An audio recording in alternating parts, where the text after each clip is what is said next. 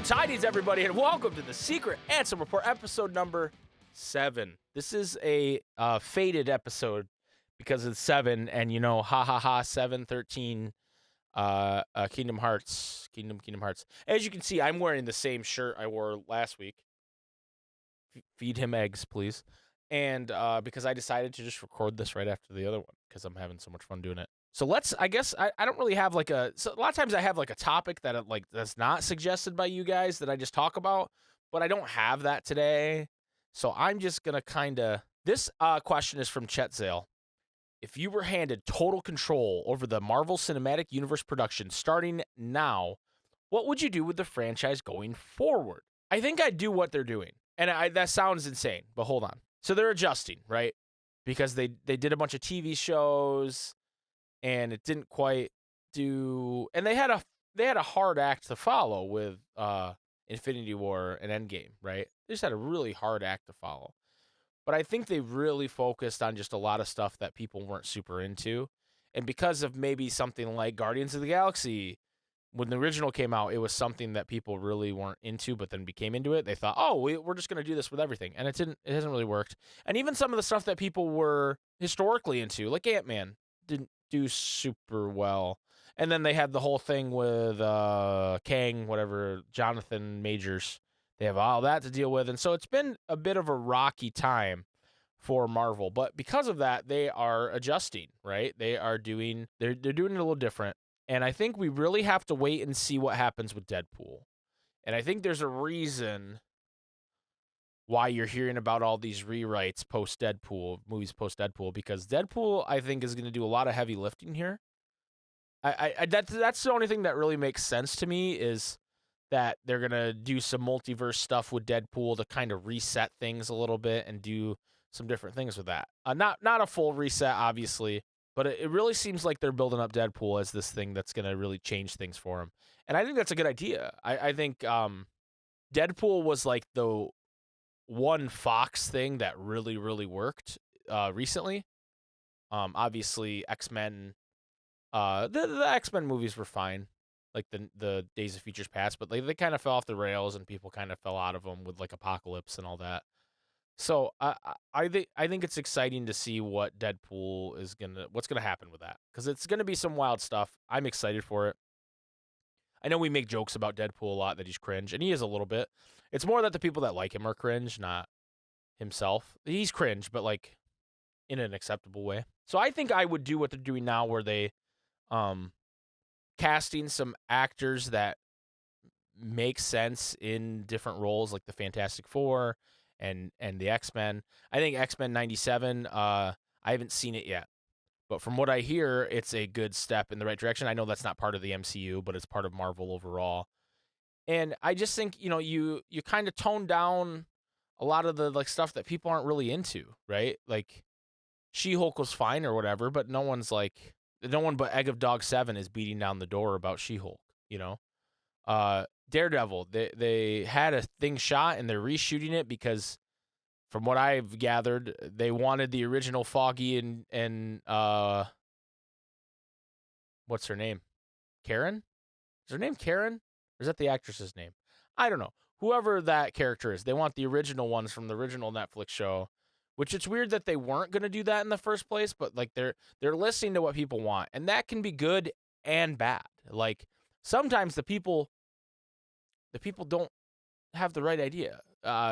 Wrestling analogy. We had a great WrestleMania this year with Cody winning, but if Cody would have won last year like people wanted, it wouldn't be as good, right? So sometimes the people are wrong. They just are. But I'm interested to see what they do. I think they have to continue to build to Avengers-style movies. I think that's what worked for them. I think that payoff is big for them. And now, while it won't ever be as big as Endgame and Infinity War, I think they need to do something along those lines and build to that. The problem is this still going to be as big of a business for them when they finally get there? I don't know. But yeah, I think I'd keep on the same track of how they've adjusted. I know that's kind of a boring answer, but I think what you were really looking for, Chetzel, is my opinion on what's happening with it. And that's where I would go. I'd say, hey, you know what? Let's readjust after Deadpool and see what happens. Let's push the characters that people know and love, like the Captain Americas and the. I mean, the only movie that's really worked, unless I'm misremembering, is Guardians of the Galaxy 3, and that's something people know and love at this point, right? So it's like people want the familiar, and maybe they're wrong. Maybe if we are patient, Kevin Feige is going to bring us on a journey of self-discovery, and we're going to go, "What? I didn't know that Kevin Feige knew what I wanted this whole time was a Squirrel Girl movie." But and that's possible, but I don't think so. This question is from Fabio. I know you said you like Michigan, but if you had to choose somewhere to pick up and move, a la Jason, to Japan, where and why? So I thought about this quite a bit because it was kind of asked of me before, and I kind of just said, I don't want to move anywhere. I like Michigan. Fuck you, right? But if I absolutely have to, I think based on how I feel about certain types of weather and how I enjoy having the Great Lakes nearby and forests and things that Michigan has within like driving distance of this like kind of decently sized city I live in. I think Seattle, maybe like a suburb of Seattle. I don't think I want to live like downtown Seattle, but like a suburb of Seattle where I've never been. But based on like the weather and everything, I think that would be something that I would really enjoy. Maybe Vancouver. I heard Vancouver's wonderful. Somewhere in like the Pacific Northwest. Even Portland's a little too weird for me. I've been to Portland. It's a little too weird. But somewhere there, maybe Forks, Washington. You know, well, I don't know if that's a real place or not. I actually don't know. But yeah, that's what I would say is somewhere in the Pacific Northwest. I liked when I lived in Hawaii, but Hawaii is just way too sunny and beautiful. I need things to be a little dire at times, a little drowsy. That's not what I want. Dreary and cloudy and overcast. And it sounds like Seattle's got my back on that.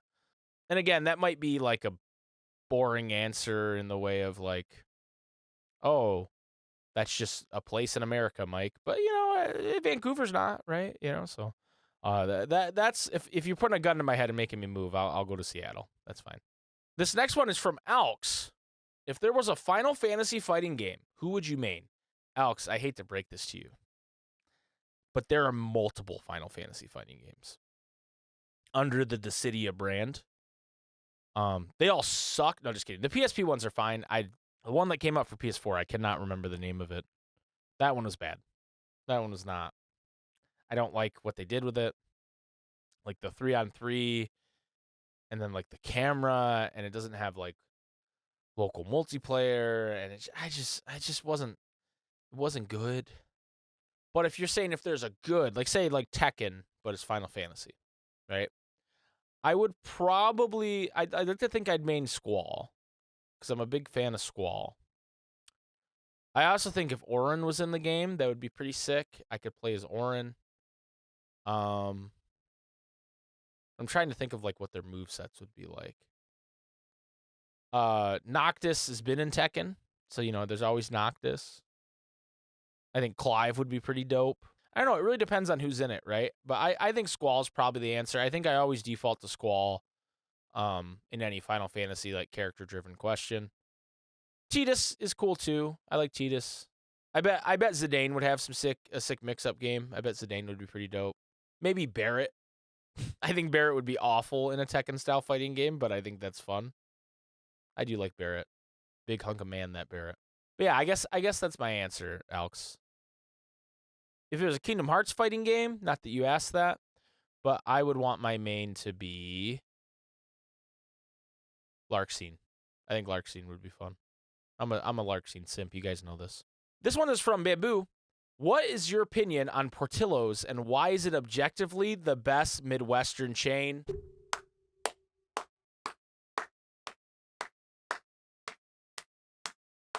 Yes. Yes. I love Portillo's. I fucking love Portillo's. Give me a dipped beef sandwich, baby, right now. Put that fucking mozzarella cheese on it, the peppers. Give me the fries with the little cheese dipper doodle, and you dip it in there and eat it. Oh, that shit. Even give me a fucking hot dog. I'll eat a hot dog. Fucking Portillo's is goated with the cheese sauce. It's delicious. I love it. The only bad thing about Portillo's is there's not one in my immediate area. They recently put one on the east side of Michigan, Sterling Heights. There's one there. So I'm like, Tara and I are like hoping it. Not, I don't think Tara could really eat Portillo's anymore after her surgery. I'll have to ask her about that. But I could eat Portillo's. I could eat a lot of Portillo's if there was one in our immediate area. There's one in Sterling Heights, across the state. And I think, honestly, the ones in, like, Indiana or Illinois are closer. But, man, Portillo's is good. If you've never had Portillo's and you're in, like, the Chicago area, you should go. It's so delicious. There have been multiple times where I've eaten Portillo's multiple times in a day. One time, Tara and I, we went to Chicago to see Coheed and Cambria, a concert. Every Time I Die opened for him. It was actually a really sick show. And it was outside. And it rained a little bit, so it was kind of like spooky. It was cool. But on the way there, we stopped at a Portillo's in like outside of like Illinois, Indiana area. Ate Portillo's. Drove to the venue. Watched the show. Then on the way out, we went into the city of Chicago and got more Portillo's and then drove home. At Addison's wedding, when I went to, it was somewhere in Indiana because Addison's lovely wife, Hannah, is from that area. I had Portillo's, like all the groomsmen had Portillo's in the hotel room before the wedding. And then the next morning, Tara and I went to Portillo's again. And we were like, everybody's like, oh, do you want to meet up for like breakfast before everybody goes? And me and Tara were like, nah, we're going to leave early. And then we didn't, and we got Portillo's. Because I just wanted Portillo's again. Oh, it's so good. So delicious.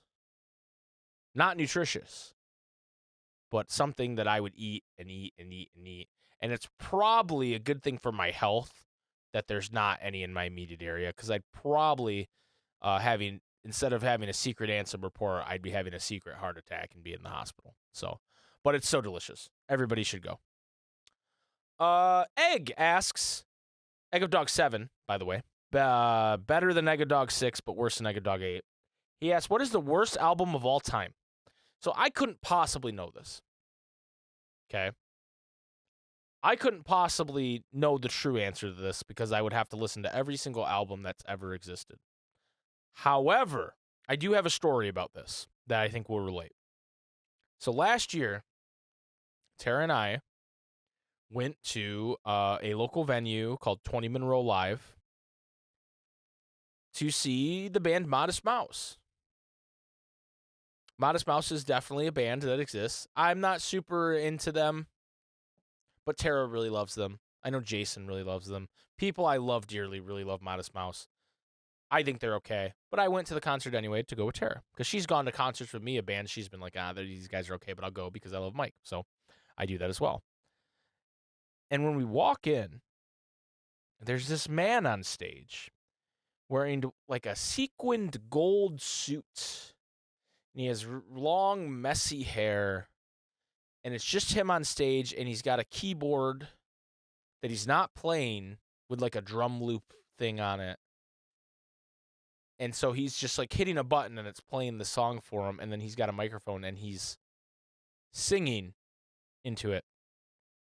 And we're like, it's very loopy and very loud and obnoxious. And no one's into it. Right? Everybody's like cheering, like if they're into it, it's like ironic. Like, oh yeah, this is awesome, but it's like, this sucks. And the guy's name is Mattress, and he is signed to the lead singer of Modest Mouse record label for some reason. And he starts singing this song called Mouse Hole. So anyway, Mouse Hole, Come to the Mouse Hole, is on the 2022 album Fubar. And while I think it's funny, I think it's got to be up there for worst album of all time, just based on the existence of the Mouse Hole. Like, I thought he was making the shit up on stage as he was doing it, and it was only later when we, like, pulled it up on Spotify that we were like, oh, no, this is the song. Like, it's I don't really understand what they're trying to achieve. Uh, what Mattress is trying to achieve. But hey, good for him. He signed to a record label. I don't know, who am I to say? But is it the worst album I've ever heard? Probably. Is it the worst of all time? I don't know. I can't answer that question, Egg. Join me in the mouse hole. We got all kinds of things like cheese. Speaking of albums, let's talk about the album of the episode. That's right, Frank. You only had to listen to that Fall Out Boy one for 1 week because it's time for a new album. This one is kind of Fall Out Boy related, actually. And it's by a band called The Academy Is. And if you're not aware of The Academy Is, they're not really a band anymore. I mean, they've done some shows recently, but they hadn't been a band for a while. This album's from 2005. It's called Almost Here. And it's a lot of like the emo heads in the world, and like I use emo as the term to describe like when Fall Out Boy and My Chemical Romance and Panic at the Disco were like big. That emo, not actual emo like early Jimmy Eat World or whatever. The pop punk emo fueled by Ramen era. A lot of people point to this album as like, hey, this is the best album. It's like I talk about a lot the Answer Report podcast is like the podcast that Kingdom Hearts creators like, but actual like people don't like it, right? That's kind of what this album is for that scene. It's a fantastic album. Every single song is great. I don't skip any of these songs when I listen to this album. If one of them comes up in like a random mix, I listen. Will Beckett just has an incredible voice. He's a very charismatic dude. Tara would leave me for Will Beckett, the lead singer of The Academy Is, hands down. My favorite track is probably Black Mamba because it's a track that not only I think sounds very good, but it has a meaning and lyrical content that really it's really inspiring to me. It really it's like about making it big and kind of being up against the wall and having to do what you have to do to get there, right? And I really like that.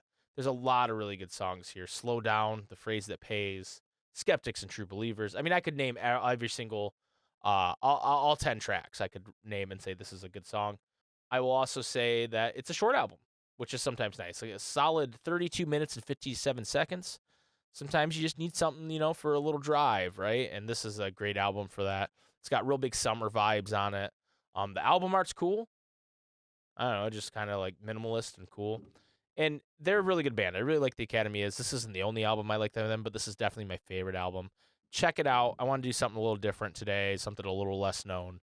So yeah, check out Almost Here by The Academy Is. This next question is from Korn. If you could attend a fictional in-game festival or event, which one would it be? So I don't have a specific festival. I'm leaning back a little bit, getting a little more comfortable. Specific festival, but I would just like to go to the Golden Saucer. I think Remake did a really good job of scaling up the Golden Saucer. Rebirth, I'm sorry, and whatever. Scaling up that Golden Saucer to make it feel like a real place and a place that I would like to go to. Just the idea of a floating theme park is really cool. Incredibly expensive. Probably the kind of thing you'd see in the Middle East in some of those crazy cities they have where they have all the crazy architecture, you know what I mean? It'd probably if it's gonna happen anywhere, something like that, it would be there. They're making a Dragon Ball theme park there, which I think is pretty fucking gnarly. But yeah, Golden Saucer, I would really like to go to the Golden Saucer. And I know that's not a festival or event, but it'd be like going to Disney World, It'd be like going to Disneyland. I'm trying to think if there's another in-game kind of thing. This is another one, not really a festival, but it is an event. I'd like to go to a Blitzball game. I'd like to be in the stands when Titus boots that guy out of the fucking spear, and then does the nod thing. I'd be like, hell yeah. I think I'd be really into Blitzball. I think I'd have a Blitzball fantasy team. I think I'd make bets. I'd make lots of DraftKings bets on Blitzball. And I'd be like, God damn it, Cheetahs only needed one more goal for me to pay out this parlay. I think I would really be in the Blitzball. So I'd like to go to a Blitzball game. I think that'd be a lot of fun. All right, so this next one is from Kyrie's bro, and basically they were just like, "Hey, can you give us like some concerts and experience that you had at shows? I know you've been to a lot of concerts. Have you ever been in a mosh pit?" And this might be a subject that I return to quite a bit because I've been to a lot of shows, right? So the first real concert I ever went to was the Battle for Alpine Valley. And you're probably like, what the fuck is that? So back, I want to say it was 2006. It was right after I graduated high school, maybe 2007. Rage Against the Machine, a band I'm a big fan of, came back for the first time in years and did a tour. And by tour, I mean it was like 4 shows. And one happened to be at Alpine Valley in Wisconsin. And so me, Addison, Alan, and our friend Mitch got in a car and drove from Grand Rapids through Chicago. Because you got to drive around the lake, right? You can't. I mean, you could take a ferry across the lake. But who wants to take a ferry? So you drive around through Chicago and up to Alpine Valley. And it was the first real concert I ever went to. I'd been to like we have this there's a nearby city in Muskegon that has a summer celebration where they book like, mid-level size bands. I had seen Collective Soul at Muskegon Summer Celebration, I guess, as my first concert. I don't really count that one. We didn't really pay attention. I was like trying to hit on this girl. It didn't work out for me. But anyway, Battle of Alpine Valley. And that's what they called like their shows at the time. It's like it's the battle of this because they had the album Battle of Los Angeles, right? And we were really psyched. And Queens of the Stone Age opened for them, which was really cool because that's a really cool band too. And so Alpine Valley is like a I think it's a ski resort. I don't know. But it was an amphitheater, an outdoor amphitheater. And the lawn for it is slanted, like most amphitheaters are, right? It's slanted. And it had poured rain in Wisconsin the whole day leading up to this. The whole day. And so this lawn area, as they call it at amphitheaters, was mud. Okay? So we get there and, it's a very steep amphitheater. Like I don't know that I've ever seen a lawn so steep at an amphitheater. At least that's how I remember it. This is almost 20 years ago now. Holy shit. Huh. So we get down a decent amount, and Queens of Stone Age are a really cool band, right? But no one's moving. Everybody's just kind of standing there watching Queens of Stone Age. And I was like, okay. And again, never been to a real concert before, let alone something like Rage Against the Machine. So we're standing there watching Queens of Stone Age. You're playing Song for the Dead, and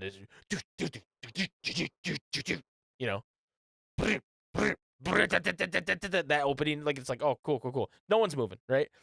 Nowadays I'd be like, fuck yeah, no one's moving. So then, there's some time in between, and the crowd's getting a little restless after Queens of Stone Age. And Rage Against the Machine comes out, and they play Testify, which is maybe one of the hyper songs in their catalog. Like it gets you going, right? Which they most of their songs do that, but this one it's like got that build up with the drum roll, and Tom Morello's doing like the noise on his guitar, and then when it kicks into the riff, Zach De La Rocha does like for the next 45 minutes. I feared for my life. Because we're on this muddy hill, everybody starts fucking falling and slipping. I'm immediately separated from my friends. Addison, there's a lip that separates the lawn from the amphitheater seating. He falls over this lip. It's probably like, I don't know, he could tell you, 6-7 foot fall. We're just all getting pushed and pulled, and people are falling, and they're covered in mud. It's insane. And I'm trying to enjoy this concert, but people aren't even moving by choice at this point sometimes because it's so slippery. At one point, I turn around, I think it was during Guerrilla Radio, turn that shit up, and I turn around, and a piece of the railing that would help people walk down the lawn is being passed through the crowd. My first concert. And I started to get the expectation of this is what concerts are. And I remember just being so terrified, but also so in awe of this band that I loved playing in front of me, and Tom Morello's doing the wickle, wickle, wickle, wickle, wickle stuff, you know. And it's was so cool, but so scary. So the show finally ends, and I remember I'm trying to climb up this hill, and I keep slipping and falling and, like, slipping into people, and people are getting pissed at me, and I'm like, "I'm sorry, I can't," you know, and I finally claw my way up, and I meet up with my friends, and we're all just talking about, "That was so crazy, that was such a crazy thing," and, "Oh my god," and I'm like, "Is this how all concerts are?" And they're like, "No," but I didn't believe them because I was like, "This is crazy." So then a year later, Rage Against the Machine was playing Lollapalooza, which is in Chicago. And Addison and I were like, we're fucking going. We got to go see Rage Against the Machine again. And it's like it's a music festival, so there'll be other bands there, right? And we just got a single day ticket for the night that they were headlining. And we watched some other bands. MGMT was playing the Far Stage at one point, and I didn't know what they were at the time, but I remember hearing Kids. We saw Brand New, who I wasn't super into at the time, but then they ended up being a really big band for me for a while. The Toadies were playing right before Rage Against the Machine. And so Lollapalooza is at Grant Park, which is a very large area. And we are very far back from this stage because there's thousands of people there. And I'm like thinking, I had a little more knowledge about concerts at this point. And I remember talking to Addison being like, surely we won't get pushed around back here. Surely these people this far back aren't going to move. And I was wrong. Because, again, for the next 45 minutes, I feared for my life. And there wasn't even mud involved. This was flat. This was a baseball field, basically, we were standing on. And the whole crowd moved. I can't even explain it. I've never seen anything like it. Thousands of people moving, just pushing and moving and pulling and trying to. They had to stop a couple times because up front people were getting crushed. It was just an insane experience, and it really like kind of set an expectation for concerts for me, and also it's probably one of the big reasons I have gone to so many concerts because I had that first experience just be the most insane thing of my life. And now I'm like chasing that high, right? And so that was that. Rage Against the Machine. I haven't seen them since. They haven't played a ton since then, and I don't think they're ever going to again. But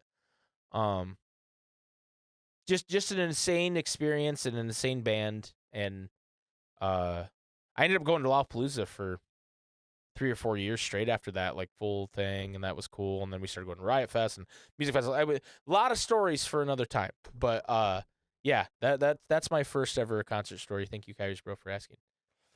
All right, guys, that's gonna do it for this episode of the Secret Anthem Report number 7. We'll be back with episode 8 at some point in the future.